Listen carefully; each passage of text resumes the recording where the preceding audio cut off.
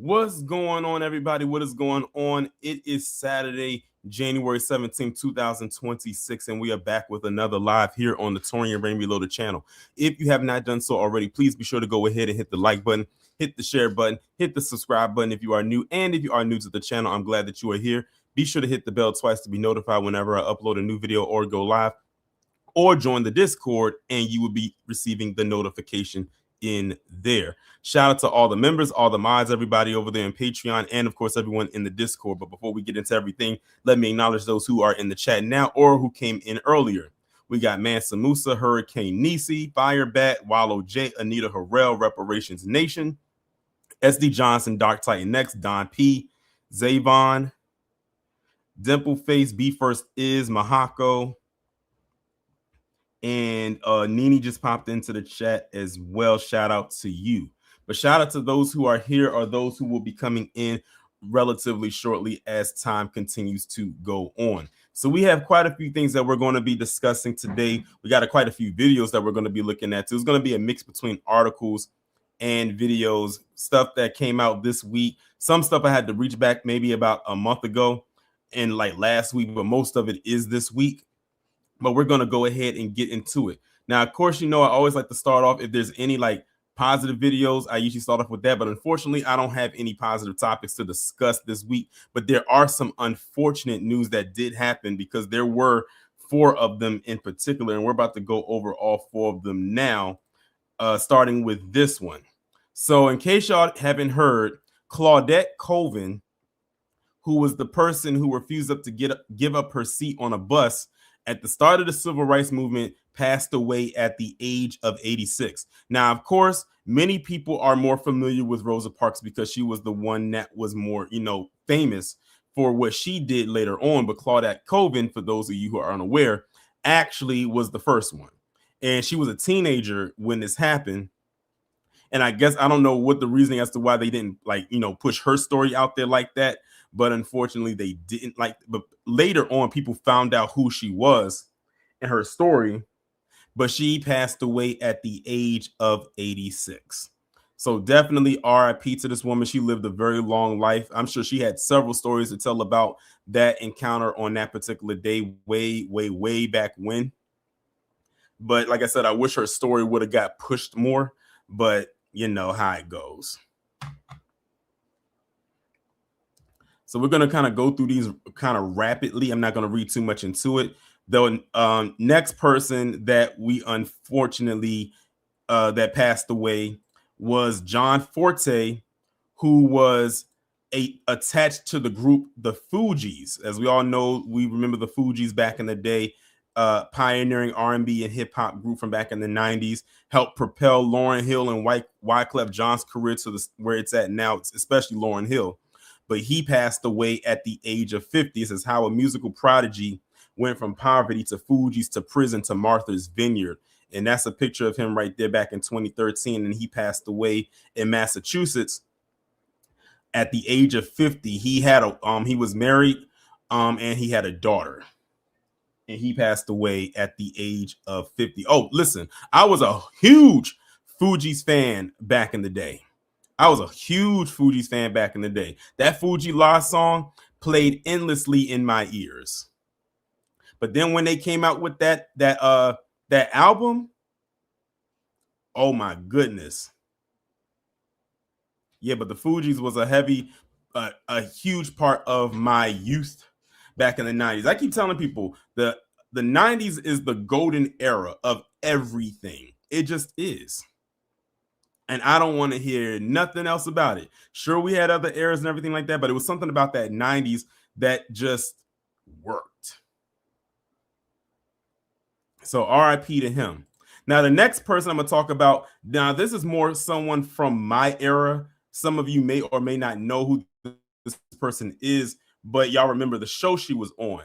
So this young lady by the name of Kiana Underwood, she used to be on Nickelodeon. She used to be on All That back in the day. Now, let me tell you something right now.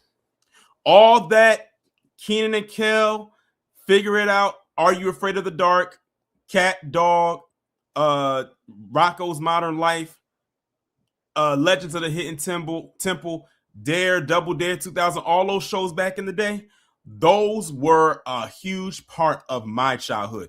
For those of y'all unaware, all that was literally the kids' version of Saturday Night Live. So that used to come on what was called Snick. Snick meant Saturday Night with Nick. And they used to have all these shows, and it would be All That, Kenan and Kel, and it was a couple of other shows that were in the lineup, and it would run like in a 2-hour block, like from 8 to 10. And then after that, Nick at Night came on with the throwback shows. See, this is so nostalgic for me, but unfortunately, she lost her life at the age of 33 from a hit and run. Yes, Doug, Hey Arnold. I mean, I could go down the list. The Amanda Show, like that block, Rugrats, that 90s block that was like the early 90s to like the mid 2000s was a good block for television shows for kids. I would say that's like the last big part between Nickelodeon and the Disney Channel. Yeah, the Wild Thornberries. But definitely, Fire Bet, you ain't said nothing but a word. Cousin Skeeter. Rocket Power. Yep. My brother and me. A lot of you forgot about that show. Shout out to Savion for the 2. He says those shows back then had a good black cast. They did.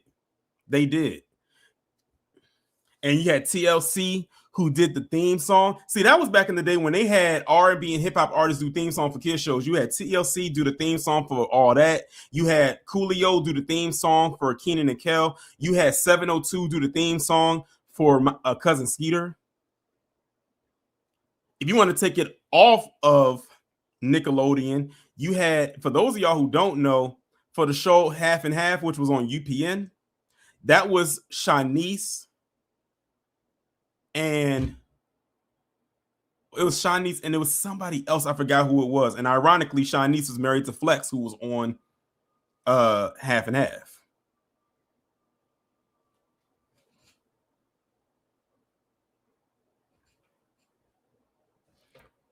Yeah, but those were the days. I felt so much nostalgia just to mentioning that. Yet married to Flex, and to my knowledge, they're still married to this day.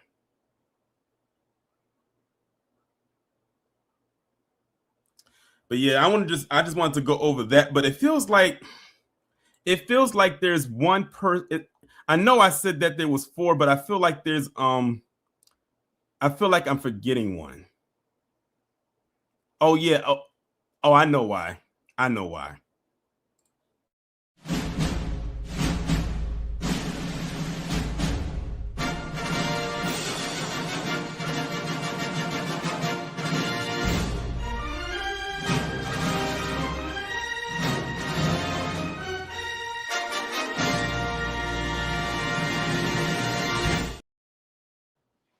So y'all know I had to, and yes, it was a one-on-one, not half and half. I got the 2 mixed up.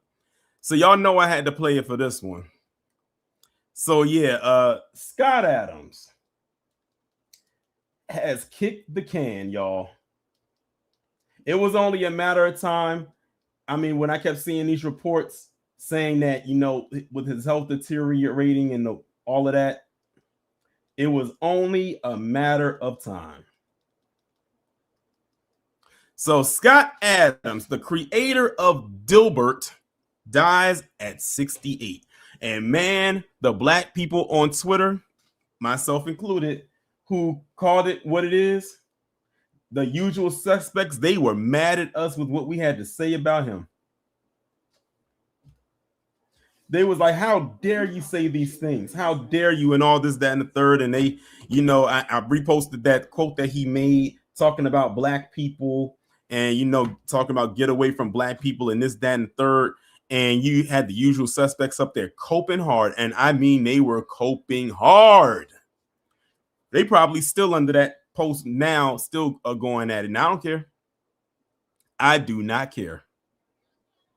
So yeah, he has gone to his creator, from that advanced stage form of cancer that he got diagnosed with back, what was it, last year? He actually stayed a lot longer than many anticipated, because many thought he was going to be out of there by the end of the summer, and he made it all the way to 2026. So he said he told white people to get the F away from black people, and well, nature took its course and gave him exactly what he wanted. So, I mean, no need to read it more into this. It is what it is. So I just wanted to start. Yanni said you didn't know that he died. Well, now you know. There it is. So now that we've gotten that out of the way, let's now get into the main topics. Starting with this one. Ted DiBiase Jr., the son of the $1 Million Man, accused of siphoning millions from Mississippi welfare programs, stands trial. And hold on, let me stop sharing right quick, and I have to bring it back up. It's doing that thing again. I don't know why it does that.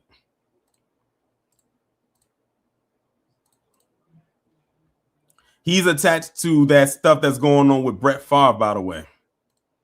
I think that's where all of this is stemming from.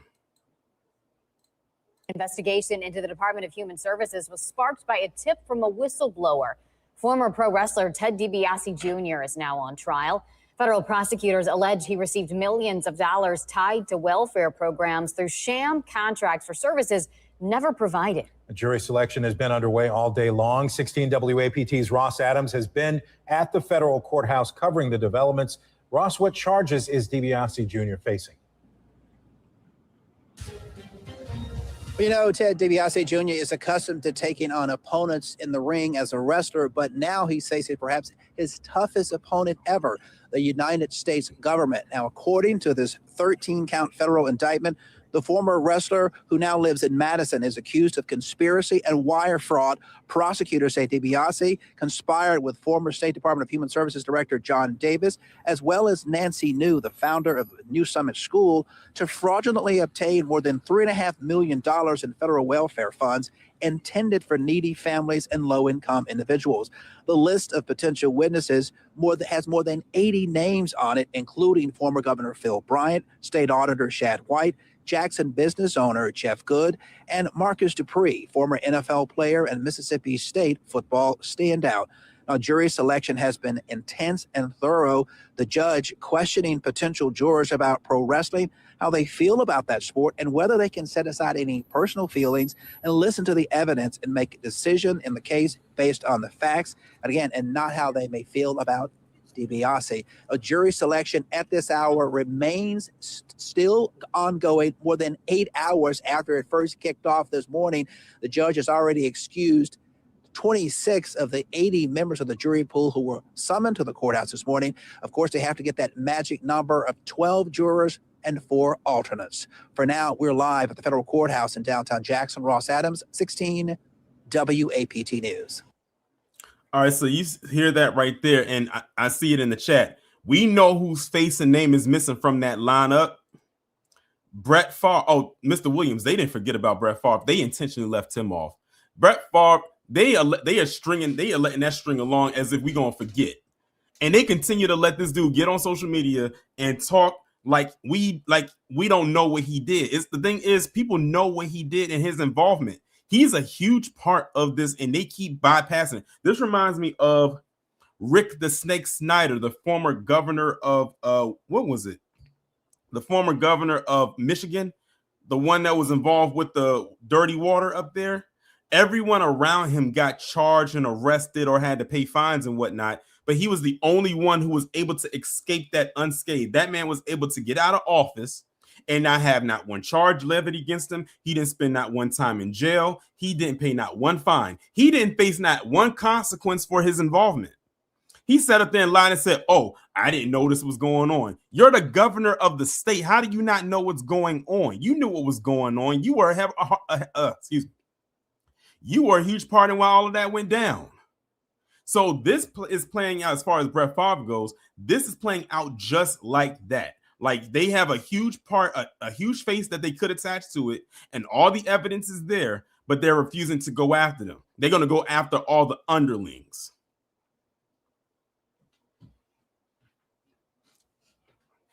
But they want to sit up here and talk about what privilege is and isn't. I present to you Exhibit A through Z. Right. Remember, Temple Face, remember last week we was talking about Brett Favre having Parkinson's. They want to highlight that. I know what play they're trying to go with. Let's talk about him having his Parkinson's so we don't have to go after him and throw him in because that's going to somehow hinder his health. This is another amount of allegations that they're not beating when it comes to welfare fraud. If you look up the stats, PC leads extremely high in welfare fraud cases and convictions.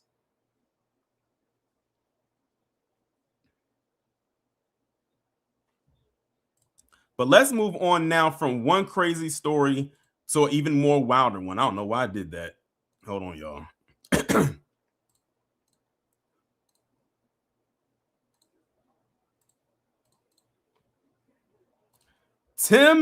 Actor Timothy Busfield turns himself in amid child abuse allegations.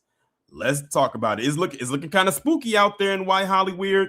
Tonight, Hollywood star Timothy Busfield ending a days-long search by law enforcement by turning himself in to New Mexico police.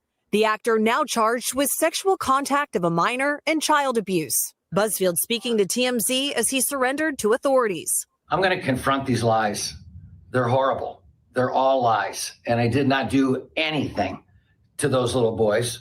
And I'm going to fight it. The actor was a staple of primetime television for decades. What are you working on? Best known for his roles in The West Wing and 30-something, and movies like Field of Dreams. When did these ball players get here? According to court documents obtained by NBC News, the alleged abuse happened on the set of the Fox series The Cleaning Lady, in which Busfield directed and acted. Brothers featured in the show told their therapist when they were 11 years old about inappropriate contact from Busfield on set, who they referred to as Uncle Tim, and that it began when they were 7 years old, according to the affidavit. One of the boys alleged Busfield touched both his genitalia and bottom. The affidavit alleges that the behavior went on for almost 2 years. When asked by investigators if he ever had any physical contact with the boys and if he ever picked them up and tickled them, Busfield said it was, quote, highly likely that he would have, later saying, quote, I don't remember overtly tickling the boys ever, but it wouldn't be too uncommon for me. Tonight, Busfield's lawyer saying his client did not do anything wrong and denied his client was on the run, telling NBC News, quote, he was across the country and had to travel by car to New Mexico, adding he wants to turn himself in because he wants to clear his name and reputation. Busfield's wife, actress Melissa Gilbert, known for her role in Little House on the Prairie, deactivated her social media after the accusations came to light, telling NBC News she stands with and supports her husband. Chloe Malas joins us now live. And Chloe, tonight Busfield remains behind bars? That's right. Tomorrow, Busfield is expected to appear before a judge who's going to make the decision, Tom, as to whether to keep him in custody or release him. All right. So there you have it. Now, you know the usual suspects ain't going to talk about this.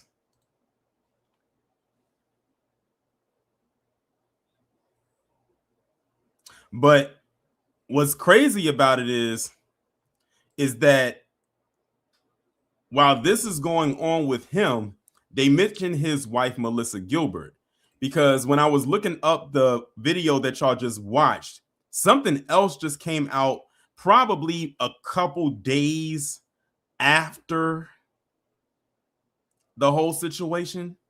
Check this out. Timothy Busfield names wife Melissa Gilbert and the Cleaning Lady cast and crew as potential witnesses in child sex abuse case. And of course, I can't read the whole thing because it's attached to a paywall.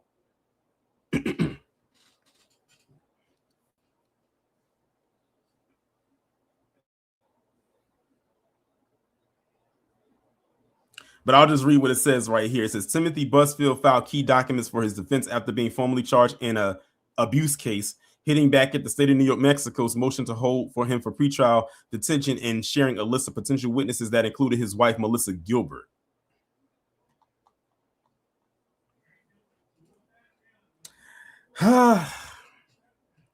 I'm bringing this up because many of y'all probably didn't even know this was going on because, of course, you know everything that's been going on social media lately, more so on YouTube. B versus why those maps not be linked with those alphabet soup mess. I almost forgot about the maps. You know, they haven't mentioned maps in so long, but I remember when they first brought that to our attention, I was like, what in the world are they talking about? What is this? You said save the web page and read it from there.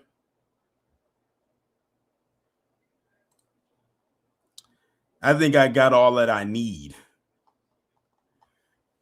It's some wild stuff going on. Like I said, we don't call it Holly Weird for nothing.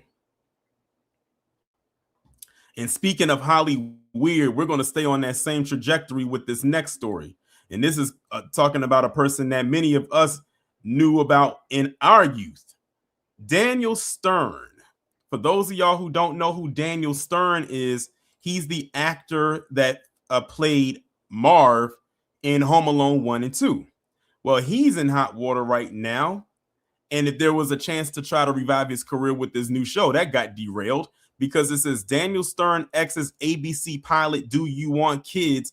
After misdemeanor charge, role will be recast. So you know this is a big deal if you have to leave the show and your role has been recast. So let's find out what's going on with Marv. Daniel Stern is no longer a part of ABC Comedy's pilot Do You Want Kids, starring Rachel Bloom and Rory Scovel. Deadline has learned. The network and producing studio from the 20th Television will be recasting the series' regular role to which the Home Alone alum was signed for in December. The dismissal comes days after Stern on Monday was charged with a single misdemeanor charge of engaging or agreeing to engage in prostitution. He initially had been cited by Ventura County, California sheriff deputies on December 10th for allegedly soliciting a prostitute at a Camarillo hotel.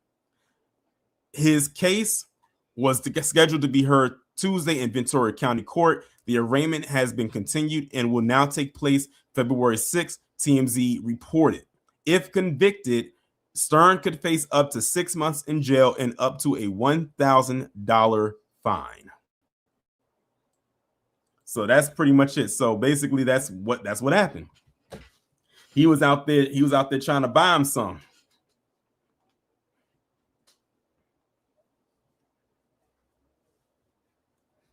Michael said he got caught in the movie and in real life. Yeah.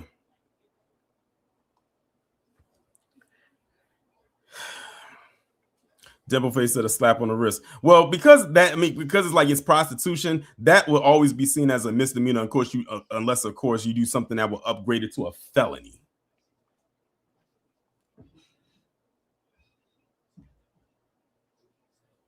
Because if you look at the FBI crime stats, prostitution is way down on the list for charges that you can get arrested. I mean, as far as a priority, it's not even in the top 20 offenses. It's like in the bottom, it's literally near the bottom. I would say that prostitution is near the bottom of crimes that people get charged for. It's very, very low. So I'm not surprised that if he gets found guilty, then he'd only do 6 months and $1,000 fine. So I'm not surprised by that. Like I said, if he actually did something to harm the person, then it would be elevated, of course. Timberface said that's because they're doing it. Well, you got a point there because we don't know how it would have turned out if it was a black person. If Daniel Stern was a black actor doing this. So you do got a point there. But that too, prostitution, before we go on to the next thing, is also something that PC leads in as far as soliciting goes. Well, not soliciting, but for, I guess you can say, for purchases bought, rather, I should say.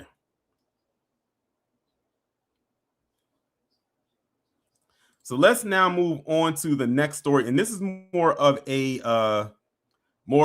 update to a story that I actually talked about. I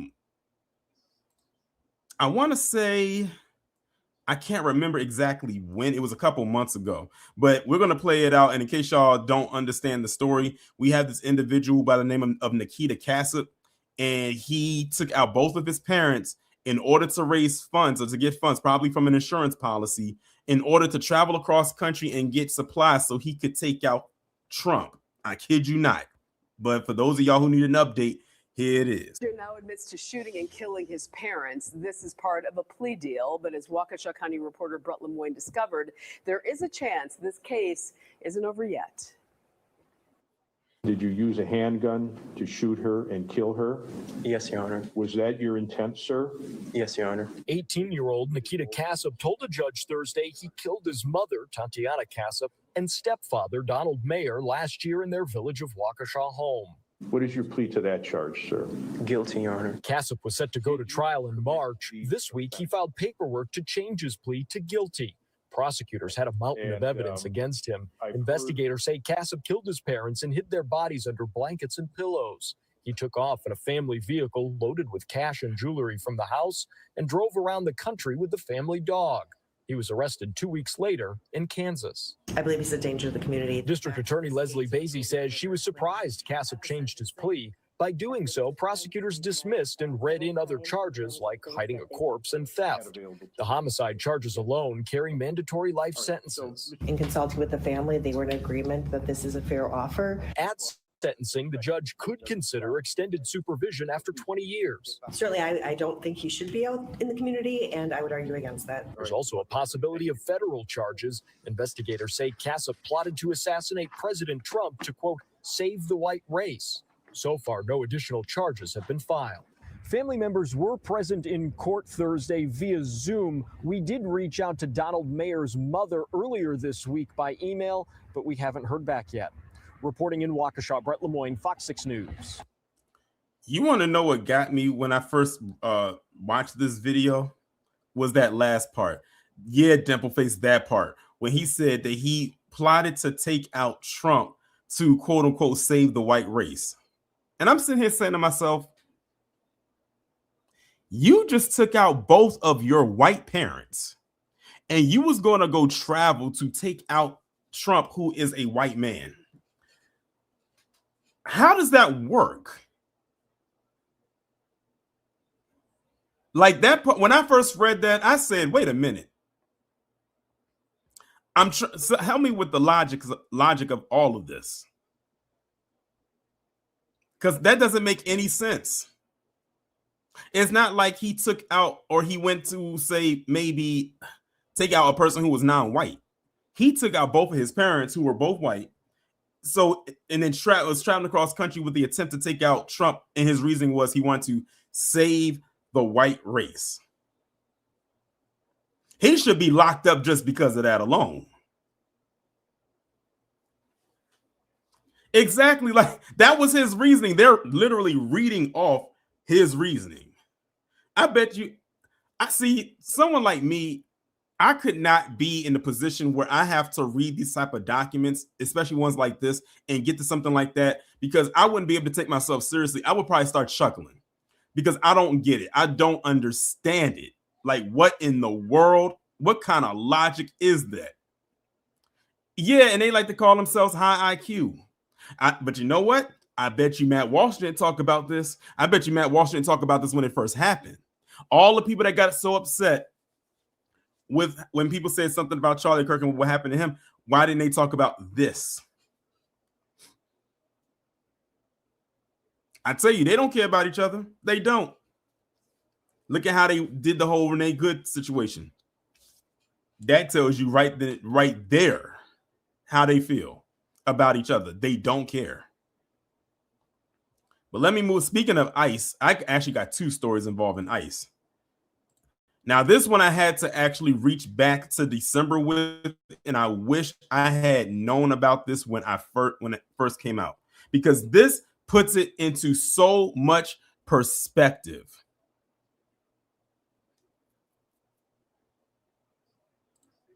This puts it into so much perspective. It says Nome's rush to bolster ICE's members means applicants who can barely read or write are being accepted. Yeah, because I guess in their eyes, we don't have to read in order to arrest somebody, nor do we need to know how to read in case we might have to use our firearm. It says Homeland Security Secretary Kristi Noem, another person who shouldn't be in a position she's in, rushed to bolster the number of ICE agents on the streets means applicants who can barely read or write are being accepted, according to a new report. With the goal of hiring 10,000 new deportation officers by the end of the year, and by the way, this was in December. What the Homeland Security Department appears to be cutting corners, according to an investigation by the Daily Mail. We have people failing open book tests, and we have folks that can barely read or write English.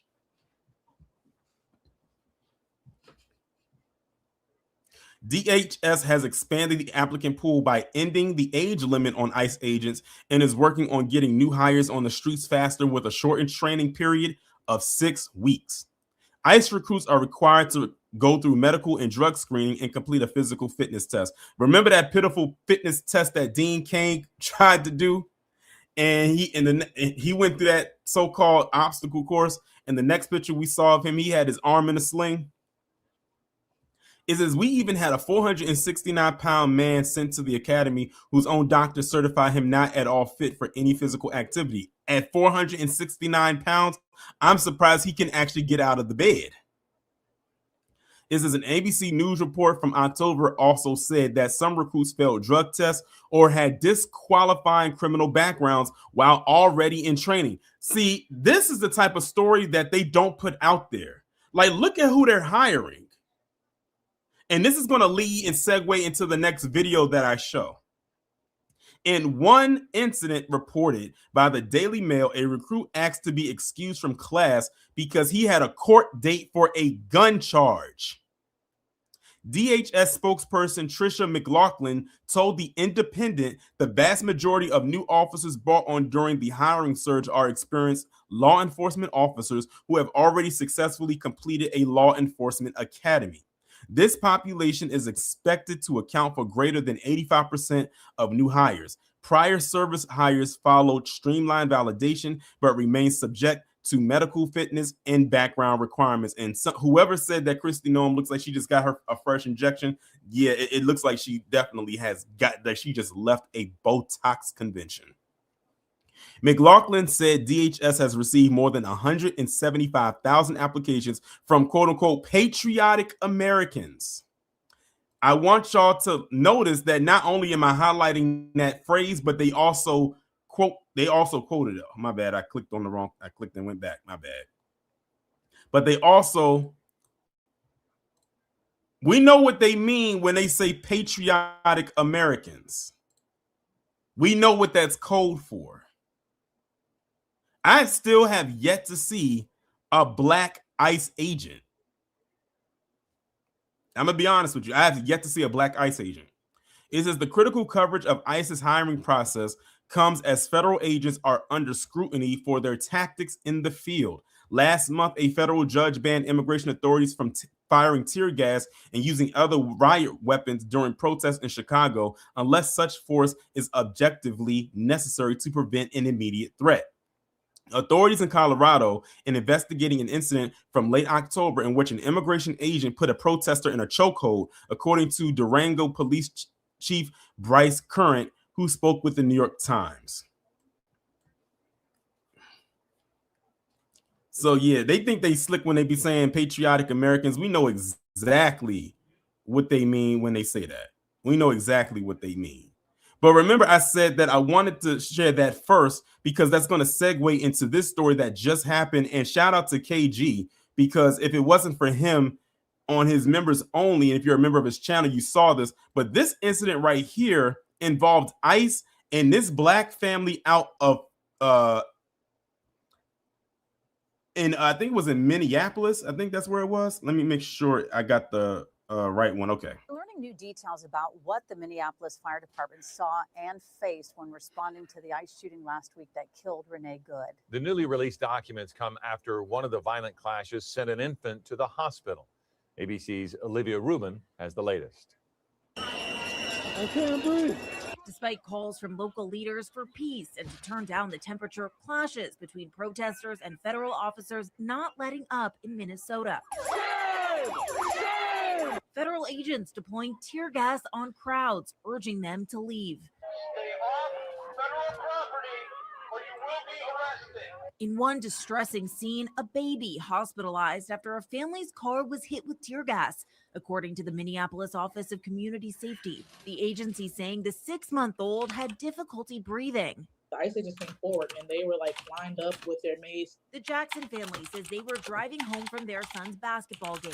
The gas grenades setting off the airbags in the car, trapping them inside. Bystanders opening the doors. That's when the family says the baby wasn't breathing. Having to get my baby like mouth to mouth and people like pouring milk all over my other kids. I thought I was dying, honestly. And the way I felt, I could imagine how my kids felt because I'm a full-blown grown adult, you know, so I just knew that it was even worse for them. We've reached out to DHS for comment on the incident. Tensions flaring since the killing last week of Renee Good. Good was found, quote, unresponsive, not breathing, according to a Minneapolis Fire Department report. That report saying her injuries included 2 apparent gunshot wounds to the right chest, 1 apparent shot to the left forearm, and 1 possible gunshot wound to the left side of the head.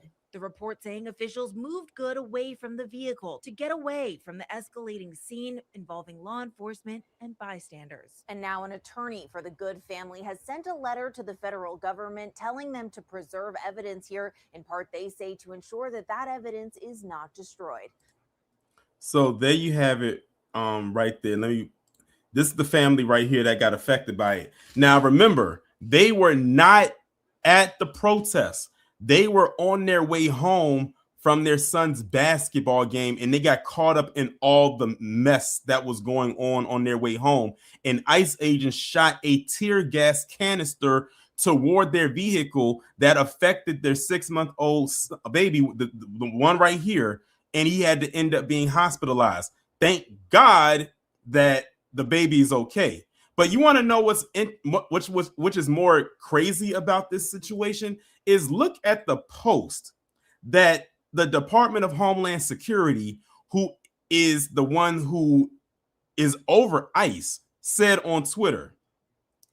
Now it reposted from the leading report. It says, breaking, some Minneapolis protesters are showing up with their babies as shields from law enforcement.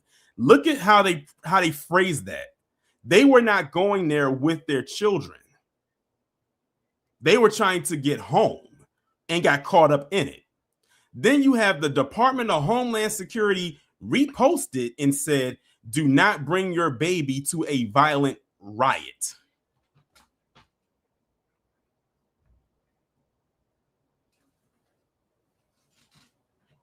And by the way, I don't know who's running the DHS Twitter account, but it is like when I say age doesn't define maturity, this is exactly what I mean. But they said some really off the wall stuff for the last almost year now.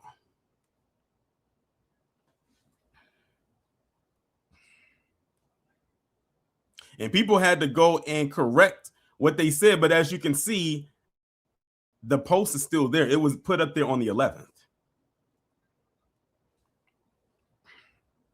There was also some other incidents that happened involving ICE. There was another one, and some of y'all may have heard about it. It was a guy who ended up getting into it, or ICE got into it with him so bad, he ended up getting blinded in one eye. It was another one where this guy, he ended up, ICE got into it with him, and they ended up ripping his shirt, and I think they did something to his phone, or they destroyed the phone or threw the phone or something like that.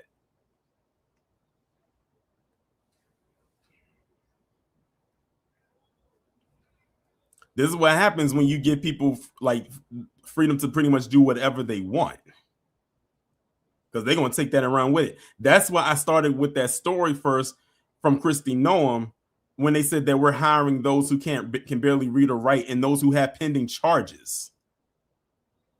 They're basically hiring criminals.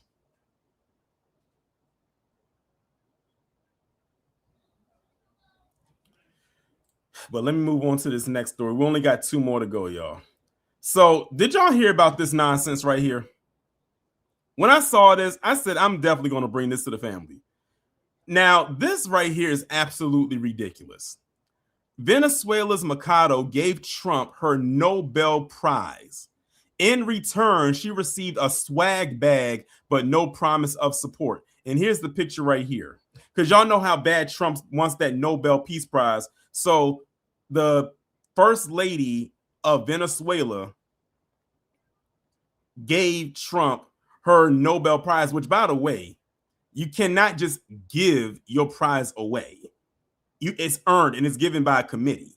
You just can't give it to anybody.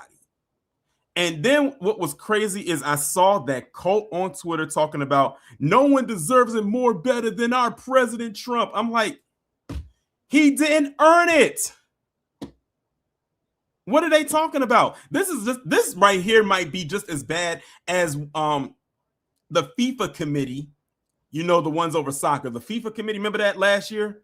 Who gave Trump some kind of prize, some kind of the FIFA Peace Prize, the inaugural FIFA Peace Prize. And people was like, what is this? And you had them same sycophants on Twitter saying, man, nobody deserves this more than our President Trump. I cannot take this administration seriously. Exactly, D Wood, but want to complain about DEI. I got to read into this because what is a swag bag? What's in this swag bag? When Venezuela's opposition leader Maria Corina Machado walked into the White House on Thursday, she came bearing the gift U.S. President Donald Trump has long coveted, a Nobel Peace Prize. Machado, a fierce critic of Venezuela's former strongman Nicolas Maduro, won the award last year for her campaign for greater democracy. Now she was leaving the medal in the White House, hoping the gesture might buy her something far more valuable: U.S. backing in the fight to lead Venezuela's post-Maduro future. So there it is. That's why she did it. But if she thought the gift might nudge the president toward providing clearer endorsement, it appears she may be left waiting, at least for now. She was later photographed holding a Trump-branded swag bag as she left the White House with little clarity on her political future. Machado is one of two figures vying for the leadership of a post-Maduro Venezuela. Oh, so I had it backwards. It's not the first lady. This is someone who wants to be in that position. It says Trump has chosen to work with longtime regime insider Delcy Rodriguez, who is now acting president. A photo released by the White House shows Trump beside Machado holding a large gold-framed plaque that appeared wall-ready, containing the medal and the dedication, presented as a personal symbol of gratitude on behalf of the Venezuelan people in recognition of President Trump's principled and decisive action to secure a free Venezuela. She was Jada Informer. She was sticking right along with her husband. Maria presented me with her Nobel Peace Prize for the work I have done. Such a wonderful gesture of mutual respect, Trump posted on Truth Social. The Oslo-based Nobel Peace Center promptly reiterated that the medals cannot be shared or transferred. A medal can change owners, but the title of a Nobel Peace Prize laureate cannot. Meanwhile, a handful of Norwegian lawmakers reacted with dismay over Machado's move as Trump threats of a U.S. takeover of Greenland, a semi-autonomous Arctic island and territory of the Kingdom of Denmark, continue. Raymond Johansen, a former Oslo mayor with the ruling Labour Party, called the move unbelievably embarrassing and damaging. The awarding of the prize is now so politicized and potentially dangerous that it could easily legitimize an anti-peace prize development. Kirsti Bergstø, the leader of Norway's Socialist Left Party and its foreign policy spokesperson, called the prize giveaway absurd and meaningless, according to Norwegian broadcaster TV2. Machado told Fox News that handing over the medal was a very emotional moment and justified her gesture by saying simply that Trump deserved it. The fact that he even accepted it is worse. If he wanted to make himself look good, which apparently he doesn't like to do, he would have said, no, I decline. I would rather earn it. But the fact that he took it now, at this point, like someone said in the chat, they cannot talk about DEI and throw that on black people anymore. Because didn't they say that DEI meant didn't earn it? Can't that be applied to him because he took that? Because he didn't earn it.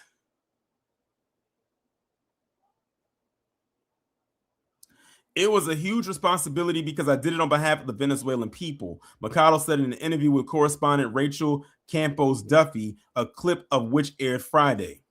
Mercado remained unequivocal in her ambition to steer the South American country through a peaceful transition of power.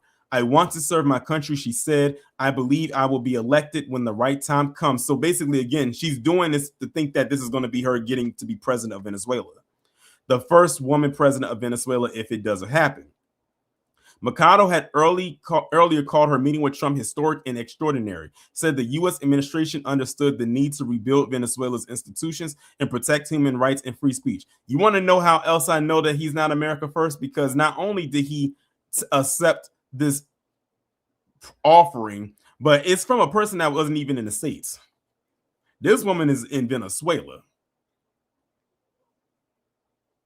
But the same people on Twitter are going to be saying America first this and America first that. She also insisted Venezuela already has a president-elect, Edmundo Gonzalez, the opposition candidate the U.S. previously recognized after the country's disputed 2024 election. Government-appointed electoral authorities had named Maduro the winner, allowing him to cling to power until his abrupt capture by U.S. Special Forces. But at the time, opposition leaders, as well as the U.S. and international watchdogs, voiced concerns about allegations of foul play. Y'all, this is a straight-up joke. Imagine doing that, though, because I don't give her no grace. Imagine doing all of that and you still don't become president of Venezuela. And even if you do, now people are going to be looking like you didn't even get that, because now they're going to think that the U.S. had some involvement because you gave Trump what he wanted, which was this. I don't know what to say.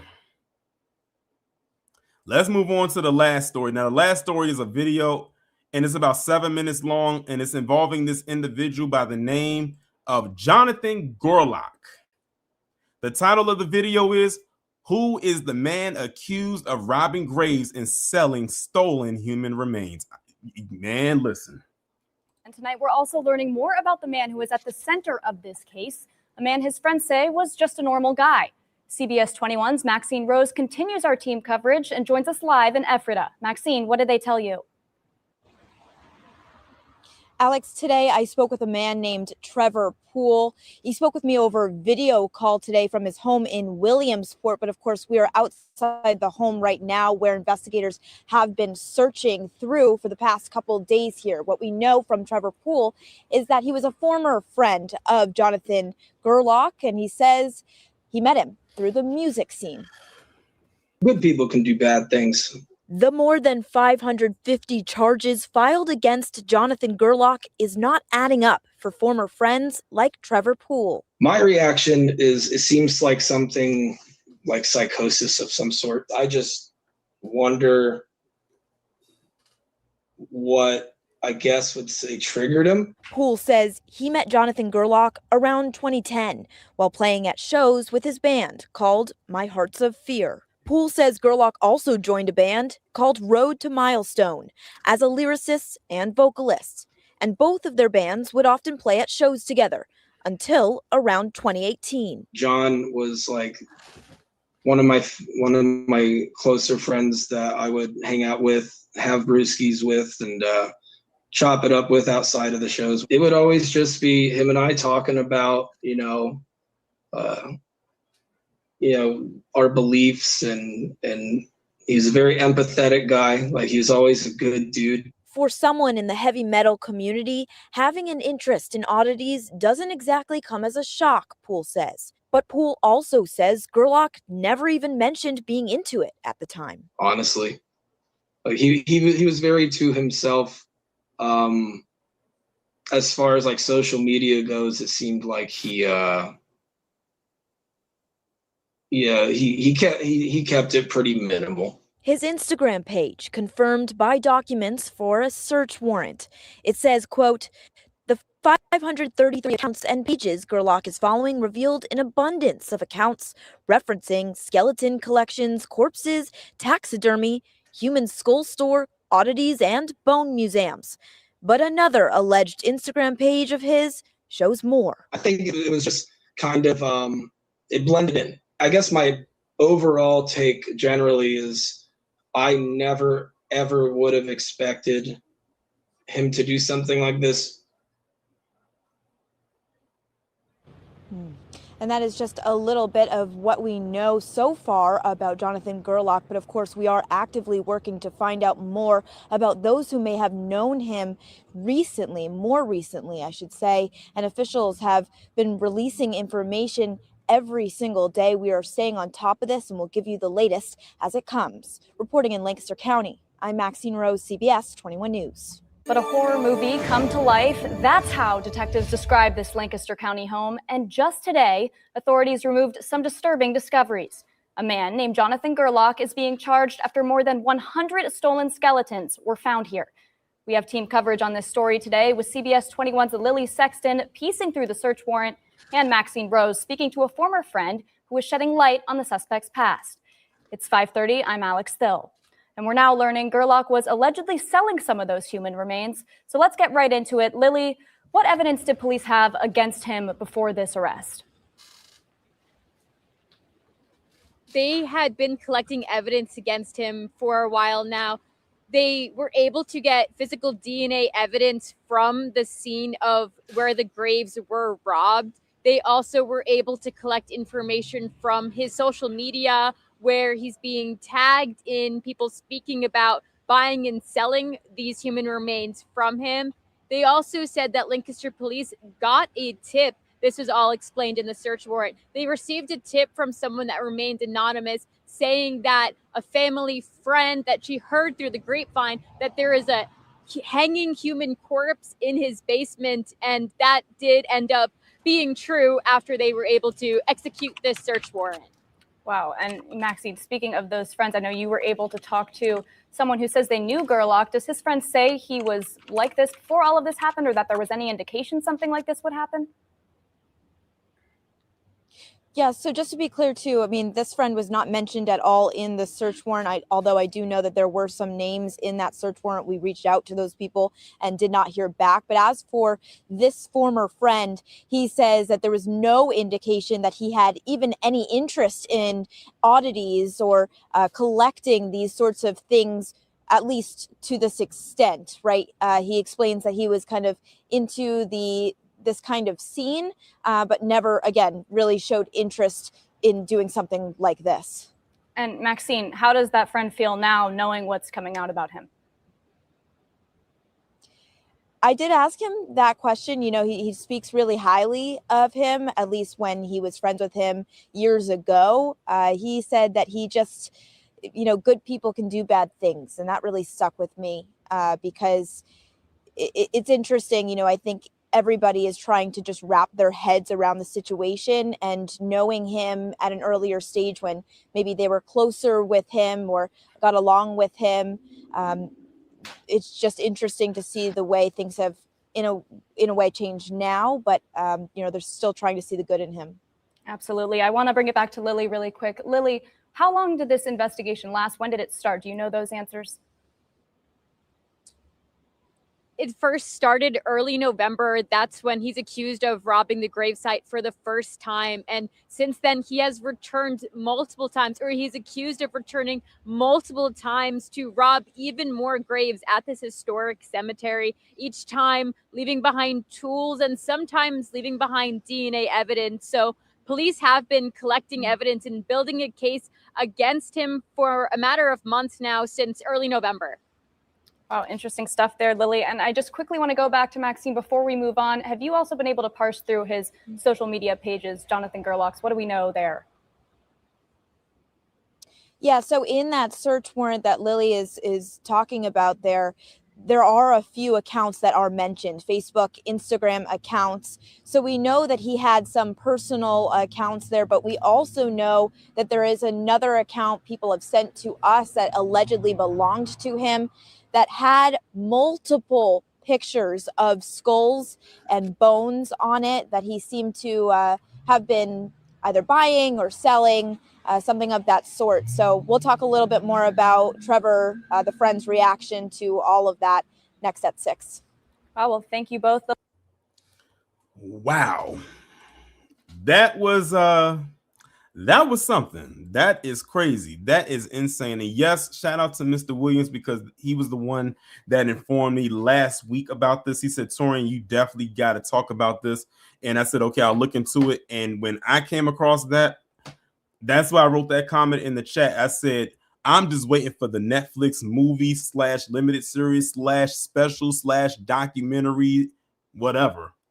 Because I have a feeling that in a few years, that's exactly what's going to happen. Like this dude, like, and I saw the Ed Gein comparisons in there. That's a good comparison. He's like the modern day Ed Gein, and here we are thinking we'd never have to see or hear about someone like him ever again. And boom, here comes this degenerate. Like we always say over here, well, like how I say, they're not beating the allegations. That's all I'm gonna say. That's all I'm gonna say. But y'all know what time it is. It is time for the link to be dropped in the chat and allow y'all to come up and say what y'all want to say. I put the timer on 3 minutes just in case y'all want to speak about more than one topic, but it's on 3 minutes nonetheless. We covered quite a few things today. Quite a lot of things today, honestly, if you ask me. All right, of course, we know who's coming up first. Wallow, what's going on? What's going on, Torrin? What's going on, everybody in the chat? When did you see that notification that I sent you in the on Discord? We saw while. Yeah, I had saw while I was playing. Yeah, I saw that like 15 minutes before you went live. Yeah, somebody popped him in the back of the head, so he'll be all right. But yeah. I want to send my condolences out to all who passed away, especially the girl that died on Miss Underworld, because I remember her. She also played in the animated series. Remember Little Bill? Yeah. Yeah, she was also in that too, and that cast, like you said, Torian, that era from the early 90s, I'm gonna go all the way to probably about the late 2000s. That Nickelodeon era was unmatched. Like you just couldn't like that, and then them and Disney were going head to head. So for me, oh yeah, definitely.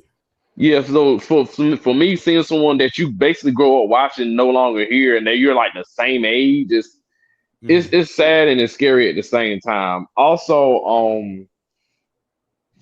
them ICE agents, y'all know y'all wrong for doing that to that family. Y'all want to antagonize Black people when we ain't got nothing to do with them.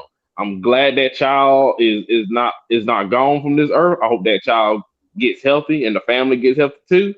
But the decline of America is gonna call faster because of that. Leave innocent people alone, especially innocent Black people alone, and I'll land there. Appreciate you coming up. All right, next up we got Denzemus. What's going on? I just saw what you put in the chat. How you doing today? I'm doing good. Oh, that's great.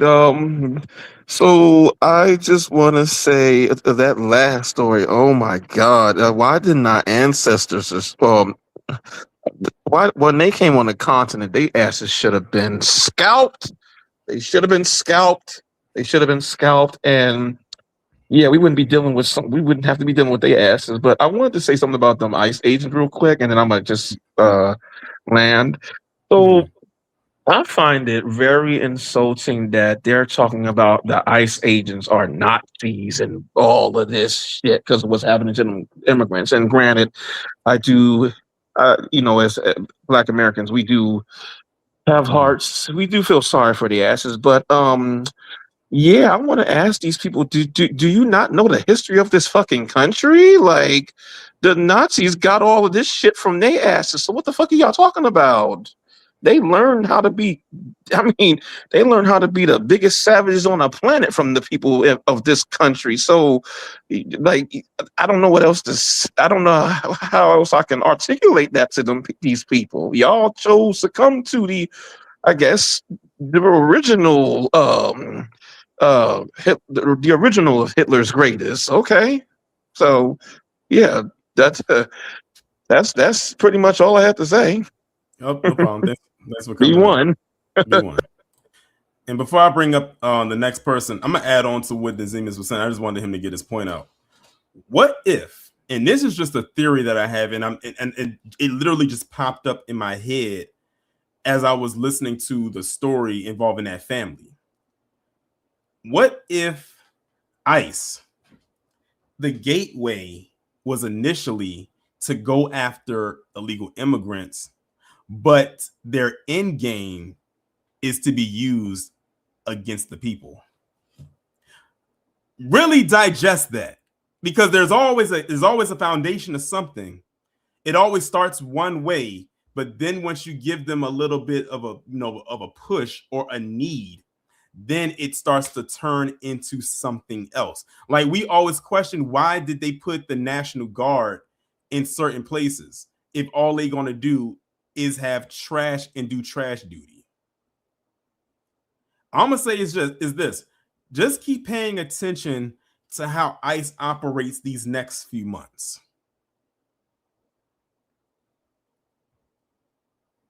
Just pay attention to how they operate. And remember the story that I went over before I played that video with that family in Minnesota. They can barely read or write. They said, when the part that got me, that says barely read or write English, because if they can, and that's a barely read or write English. So are y'all hiring people where English is not their first language? Which means that's kind of contradictory if you're hiring a quote unquote immigrant to go after immigrants. Then you have people on there who have pending charges. They said one of them couldn't even finish because he had a court date. All I'm saying is this: what if the foundation was to go after illegal immigrants, quote unquote, but their end game is something much more nefarious? I wouldn't put it past them. But let me bring up the next person. Mr. Williams, what's going on? And thank you for sending me that story. Like you said, you told me I was going to be wide-eyed with that, and wide-eyed I was. I seen that on my feet. I'm like, what in the hell? Then I seen the update. I'm like, on the ceiling, bruh. But anyway, I want to hurry up and get through what I had to say. Also, TK Carter passed, if you've seen that. Oh yeah, and I meant to talk about I meant to talk about him last week because he passed last week. Okay, and the brother, he was the crooked politician in The Wire. He always said she. Oh yeah. I talked about him. Okay, I don't know if I watched you last week. Also, when y'all was talking about the shows from back in the day, I kind of grew up. I was born in '78, so I grew up with the Saturday morning cartoons and Nickelodeon. So, but I don't remember her. It was probably after I probably was fading away from Nick.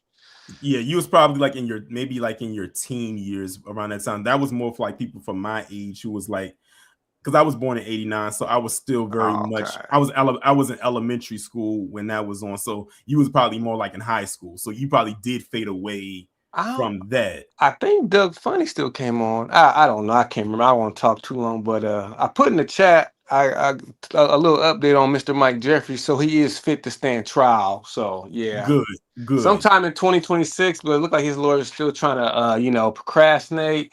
Sonia Massey's, or what's it, Sean Grayson decision will be this month. Yeah, and I think the Carmelo Anthony trial is probably going to be sometime this year too. I don't know when, but I think that's. Yeah, I have to check that. I have those saved in my little reading list in Google, so I can keep them in my head. And Rodney Hinton won't be facing death penalty.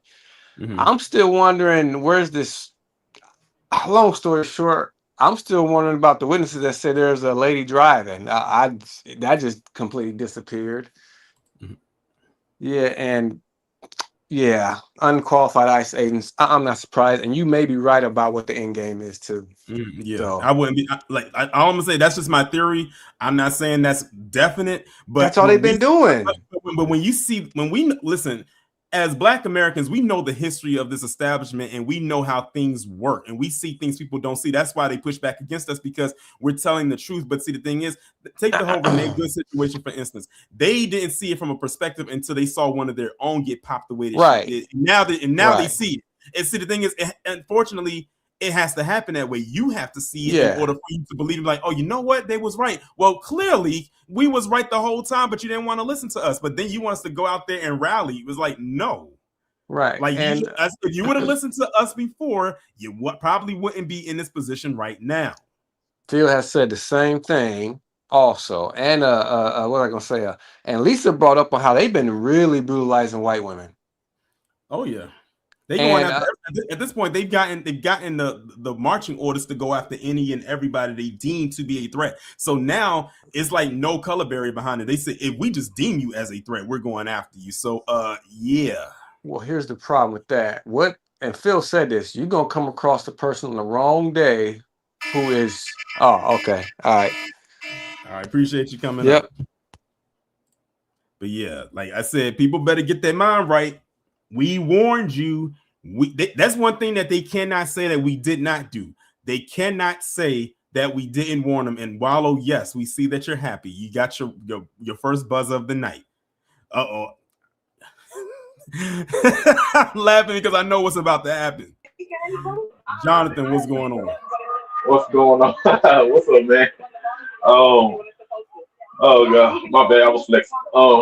Yeah, just wanna send my condolences to Nikita that passed away, and John Forte who passed away at 50. I didn't get a chance to get the full story on him because I came late due to health stuff at home. But yeah, Ted DiBiase, I remember him as a wrestler, you know, and I'm not surprised that he would have anything involved with this, and then he with his son, you know, to pick up his antics. I mean, his name was Money Man as a wrestler for a reason. The man was he was starving for the money. And that dude that was doing that edgy shit. Why you had to share the same name as me? That's what bothers me.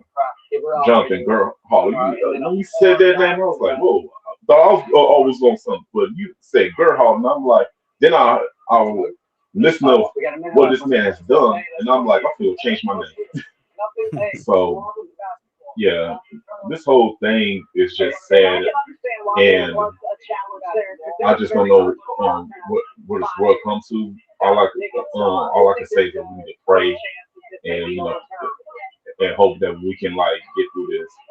But yeah, this just shows you that, you know, the PC people ain't no better than us. And that's all I got to say. After we finish watching this game, I'm done working out. Peace out. Appreciate you coming up. Wally, you didn't get your wish. You wasn't even close. He tapped out at 1:17. All right, next up we got Mansa Musa. What's going on? What's going on? Can I be heard? I can hear you. All right, cool.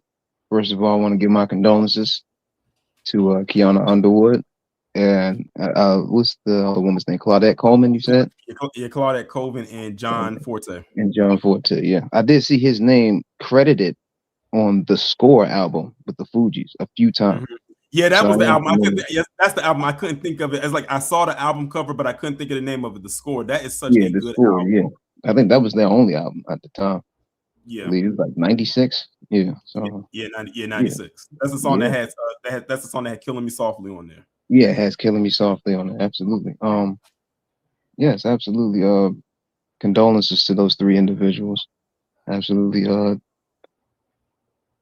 Let's get into the gotta get into the on a lighter note, let's get into the other thing. Oh, it's great. Such a great day today.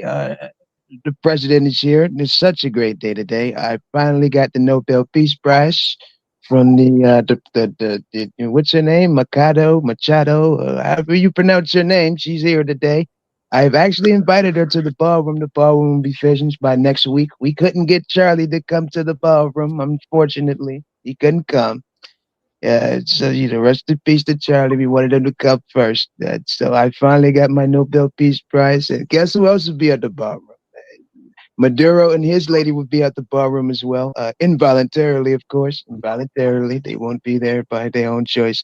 It'll be a great day. It'll be so great. That's so great. Great day. Absolutely. Well, Matt, I'm trying to figure out who the hell is out here robbing graves. What the fuck? What? Come And again? the thing is, when they said five, you gotta think 550 charges. That means that's how many graves he robbed. That's how many bodies he dug up. 500. That's basically a charge per grave. Like that's crazy. That is How the hell you find the insane. time to do that? How do you Listen, find the that's what time I'm to trying rob to. that? That's what I'm trying. That's what I'm trying to figure out. Oh, hold on. Let's just start act up. You hear me? I can't hear you. You hear me? You hear me? It's starting to act up. My hello, I hello. don't know what's. Oh, shit acting up. Yeah, I can hear you, but I don't know what's going on. Yeah, my shit acting up. My shit acting up. It's all good. I just want to tell you that you're all welcome to the bar room when the bar room is finished. You crazy. Uh-oh. It's acting up. I'm gonna go ahead and bounce. All I'm right, gonna go ahead. appreciate. I'm gonna go. I'm gonna go. All right. Shout out to Mansa Musa for coming up and giving us his best Trump impersonation. And before I bring up the next person, that's most likely going to be the last person. Did y'all see that this guy had called Trump? He called him a PDF file, I think sympathizer or something along those lines. He was a Ford worker, and he ended up getting fired from Ford. And then people started a GoFundMe for him, and he raised like $300,000 or something like that. Well, I think they ended up shutting down the GoFundMe. And then someone else had said something about or to Trump at that same thing, and Trump gave him the finger. Like I said, I cannot take this administration seriously. But let me go ahead now and bring up the last person of the evening. And of course, y'all know I gotta play the intro. Heed my command and reclaim these relics of hatred. Hurricane Niecy, what's going on? Good evening, Tori and my family in the chat. I want to echo what you said earlier from Denzimus. Mm-hmm. As you were reporting everything, I'm thinking the same thing with these ICE agents. They want FBA in them streets so damn bad. Yep. And we done told them, I don't know how many times, but Torian, this is for the first time. I mean, with everything that has gone on, I'm gonna be honest, it frightens me. It does. Mm-hmm. So I would land with this. Family, have your power tools at the ready. Because what happened to that family in Minneapolis, that was sickening. But through God, and the response was even worse because you saw what I showed on and by the way, that's the official Department of Homeland Security Twitter account. That's not a bot account. That is ran by somebody in the administration, and they put out there that in so many words, if you don't want stuff that, like, why do people bring their kids out to a protest? And the thing is like the family wasn't out there for the protest. If they were, I would hope that they would have been responsible enough not to have their kids there, but they were on their way home from their child's basketball game. They just got caught up in all of the madness because they probably could, that was the only way they could use to get home. And they just saw them and just threw a tear gas canister, and it landed underneath their vehicle, and it got, of course, into the car, and it got into the baby's system, thus making the child have to be hospitalized.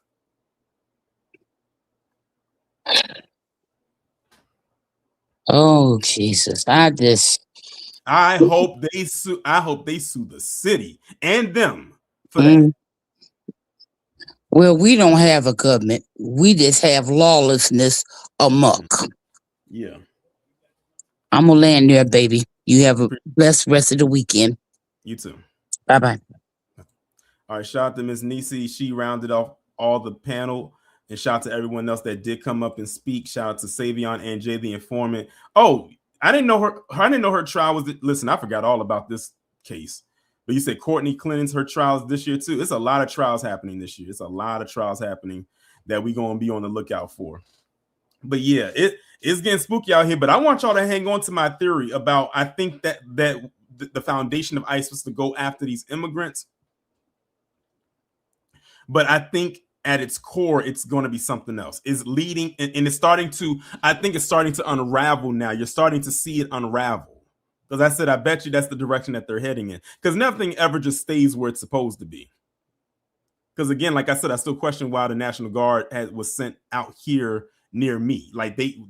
I see them literally every time I get ready to go into work. I always see them, and they're just walking around.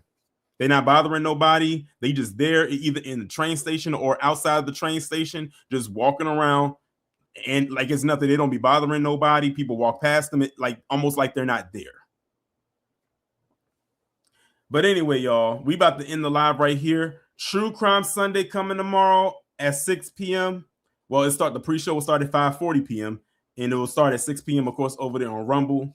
I already have the window up for that, so y'all can go ahead and be sure to turn the notifications on for that, because that will be occurring tomorrow. And that's pretty much all.